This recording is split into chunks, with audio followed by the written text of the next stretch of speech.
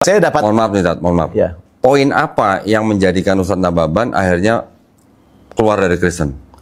Jadi gini dulu, sebenarnya panjang sekali. Udah sering saya nih, panjang ceritanya panjang sekali. Poinnya aja, poin utamanya aja. Jadi dulu ada orang Madura. Orang Madura itu dia pedagang sebenarnya, bukan ustadz. Nah, dia itu dulu datang ke Sumatera Utara. Nah, dia dagang. Saya nggak tahu dagangnya apa gitu kan. Tidak sengaja suatu hari kita ya ketemu beliau lah. Jumpa beliau satu tempat gitu kan. Nah, beliau tahu saya tidak Islam. Ya, dia agak dakwahi saya gitu kan. Ada dakwahi saya gitu. Lalu apa namanya? Dia ada buku. Nah, buku ini sudah lapuk. Warnanya udah kuning. Jadi kitab kuning lah. Wah, penasaran juga nih, buku apa nih, Ustaz? Saya nggak tahu judulnya waktu itu apa gitu kan. Dikasih hadiah. Nah, waktu itu dia bilang apa namanya? Baca ini buku ini. Mohon maaf, Tat. Orang Madura. Orang Madura. Bukunya buku debat agama bukan? Iya, debat. Jadi saya waktu itu belum tahu. Kalau nggak salah, kalau nggak salah saja, saya nebak nih ya, itu buku judulnya kemungkinan besar dialog ketuhanan Yesus. Itulah. Tapi itu dulu udah lapuk, udah ada covernya. Jadi kasih hadiah itu. Itu adalah debat antara Kiai Haji Bahodin Mudori. Iya. Dan Antonius ya, Hiduri ya. Betul. Oh iya, benar, Masya Allah. Jadi saya waktu itu dikasih buku ini, ya, saya baca. Setelah pulang saya kan baca. Wah, ternyata ini debat antara kiai dan pendeta. Dan saya tahu ujungnya aja. Ujungnya itu di situ taruhan. Kalau kiai ini kalah masuk Kristen, kalau si pendeta ini kalah masuk Islam. Ternyata dalam buku itu ceritanya kalah pendeta Antonius ini masuk Islam. Kan begitu. Di malam ke-8. Jadi saya bilang sama si Bapak Madura ini, Pak, saya pengen jumpa dengan apa namanya? Kiai ini hebat sekali kiai ini, si kiai ini. Ini kiai ini, saya sebagai orang dari Batak sana kan fanatik banget kan. Saya penasaran, ini hebat banget kiai ini. Nah, saya kok pengen jumpa dengan kiai ini, gitu kan, penasaran saya. Ketemu akhirnya? Enggak. Jadi kata beliau, ini kan kiai udah lama meninggal. Udah lama meninggal katanya. Tapi kalau ente pengen jumpa dengan orang-orang yang sepaham dengan dia, di Jawa Timur itu gudangnya. Jadi singkat cerita, almarhum Kiai Haji Abdul Wasian ya, maksudnya. Itu diantaranya, diantaranya kader-kader beliau lah itu, gitu kan. Nah, akhirnya saya ke Jawa Timur, ke Jember. Loh, saya nggak jumpa Kiai Asian. Saya ke Jember, ke tempatnya beliau ini yang ngasih buku tadi. Oh, ke Madura? Bukan ke Madura, dia orang Madura. Jembernya? Orang Madura, tapi tinggalnya di Jember. Nah, jadi situ dia bilang, ya udah, kalau mau dialog begitu, di sana banyak gudangnya di Jawa Timur itu, orang-orang itu paham banyak gitu kan. Nanti ente sekenalkan dengan kiai-kiai di sana yang paham perbandingan agama. Betul lah kok. Singkat cerita, sampai saya di sana di Jawa Timur itu, di Jember itu, dikenalkanlah dengan kiai-kiai yang betul-betul paham.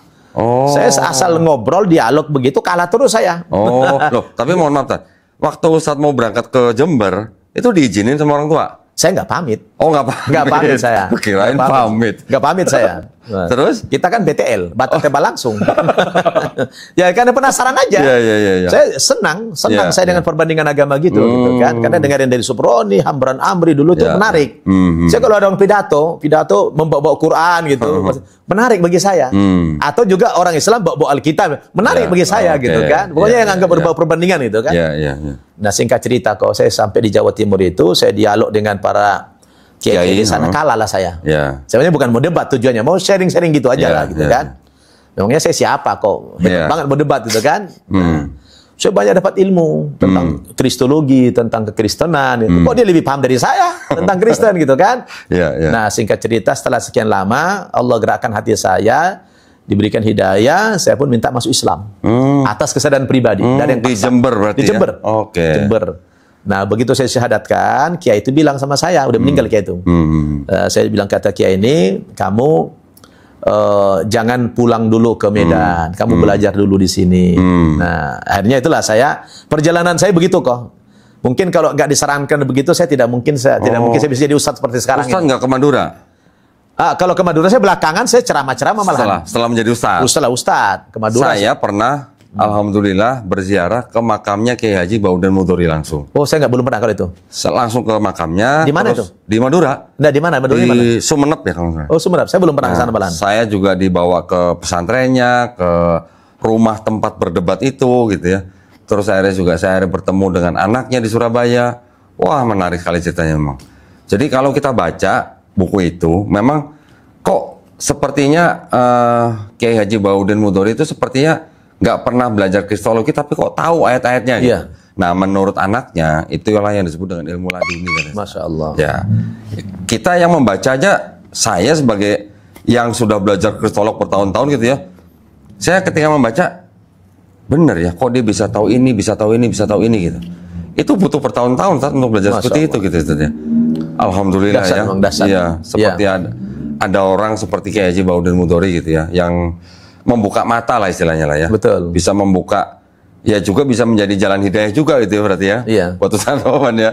Benar. Buku itu berarti ya. Betul. Oh, sekarang baru tahu saya. Ya banyak lah. Ceritanya. Ya, di antaranya lah itu semua kan akumulasi sudah itu. Ya. Allah kalau berikan hidayah kepada seseorang itu kan dengan macam-macam cara Ya, gitu betul, kan. Di antaranya begitu. Betul. Tapi yang mula-mula menginspirasi saya adalah orang-orang yang murtad itu justru.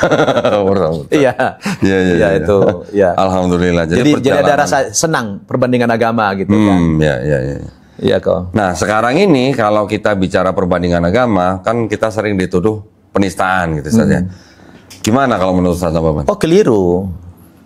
Pemerintah dalam hal ini Kementerian Agama ada kampus yang berkiblat ke Kementerian Agama namanya UIN. Dulu YIN.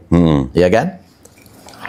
YIN itu dari dulu ya, sudah ada jurusan perbandingan agama. Usuluddin. Iya, Usuluddin. Ada. Kalau itu dianggap sara atau menistakan agama yang lain, buat apa diadakan perbandingan agama itu? Tapi gini, Tat, mohon maaf, Tat. Yang saya tahu, Usuluddin yang di UIN itu kan hanya membandingkan. Iya. Tapi kan tidak ada yang berani bilang ini salah, ini benar, ini salah, ini benar. Itu hanya membandingkan saja, hanya memperlihatkan bedanya apa gitu. Betul. Ya, artinya beda dengan kristologi kan? Beda. Walaupun hanya wacana seperti itu, artinya kan berarti kan ada teks-teks agama lain yang dipelajari. Ya. Gitu kan. Ya. Jadi kalau itu dianggap menista agama, ya udah bubarkan aja itu. Ini tuh perbandingan agamanya gitu. Tapi kan sampai hari ini masih ada. Masih ada. Ya, artinya seperti pertanyaan Ko Dondi tadi, ya kita kan tidak menistakan agama orang lain. Anda juga silakan ya membuka lembaran Al-Quran, tapi Anda harus punya ilmu. Jangan asal bunyi.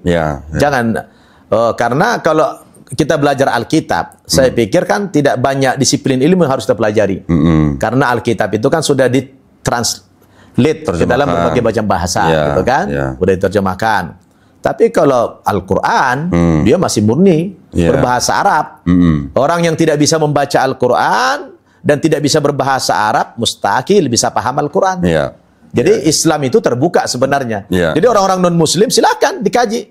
Saya kan sering ceramah ke Amerika, saya tahu di Harvard, kemudian di UCLA, di UC San Berkeley, bahkan di saya ke Montreal sana, McGill. Mereka juga belajar Al-Quran. Ya, di Harvard sana dikaji Al-Quran. Kita terbuka. Dan ada Islamic Studies di Barat, ada pelajaran perbandingan agama Islam, mereka orang-orang orientalis belajar Islam, itu terbuka. Islam itu terbuka dikaji. Dan kita tidak mengatakan penistaan.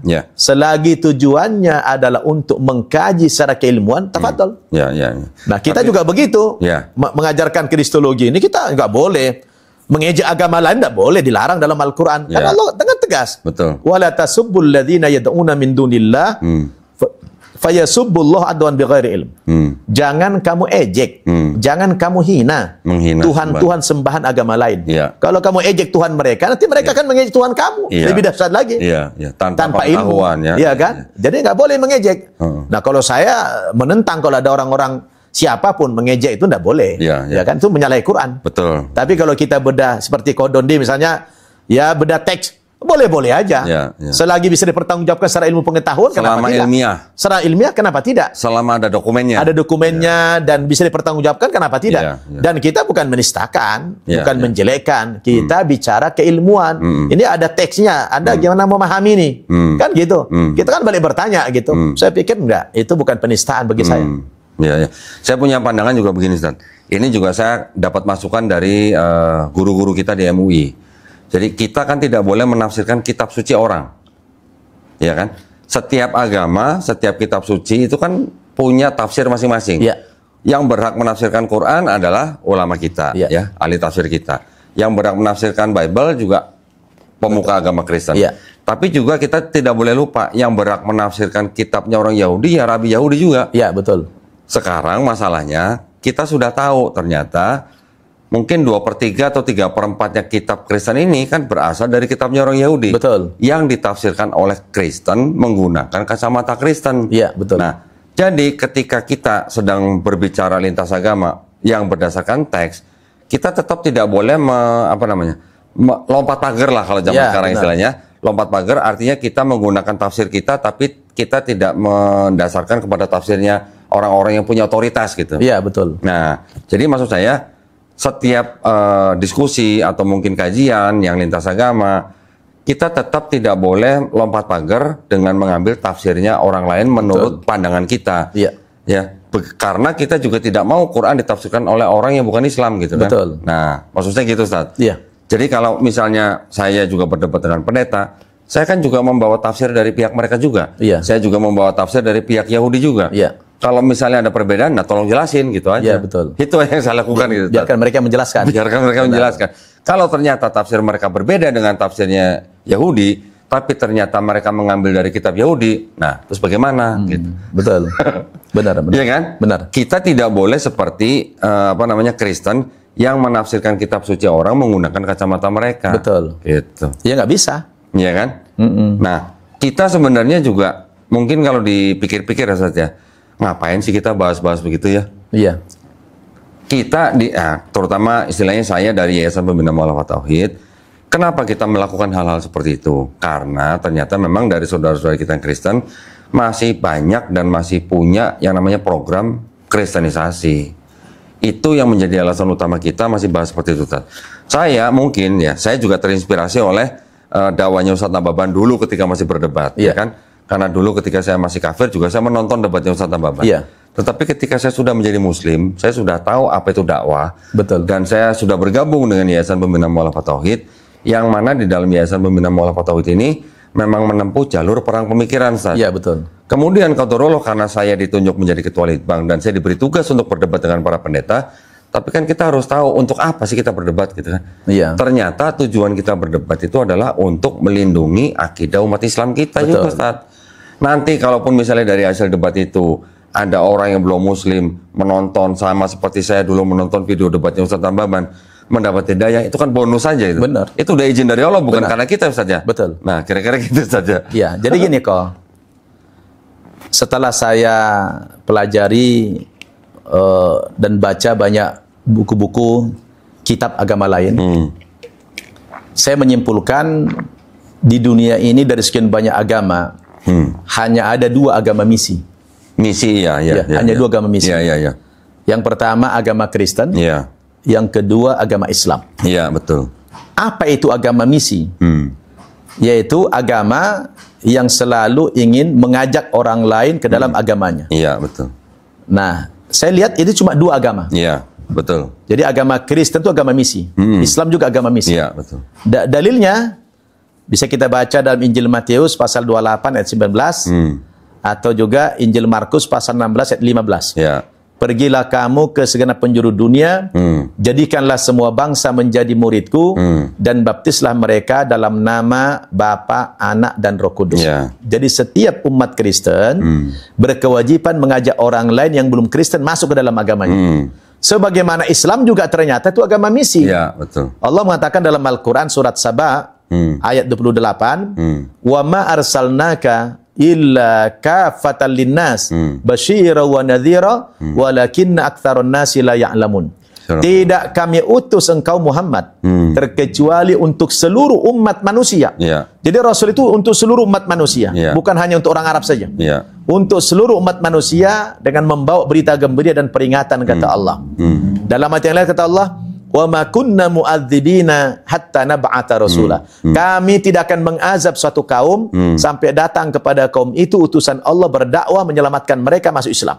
Jadi ternyata memang dua agama ini sama-sama mempunyai misi memasukkan orang ke dalam agamanya. Jadi bukan cuma Kristen, Islam juga berkewajiban, kan begitu. Nah, hanya saja dalam prakteknya memang kita tidak boleh melanggar rambu-rambu. Artinya silakan Anda berdakwah, tapi tidak boleh membujuk-bujuk orang pindah agama. Islam melarang itu.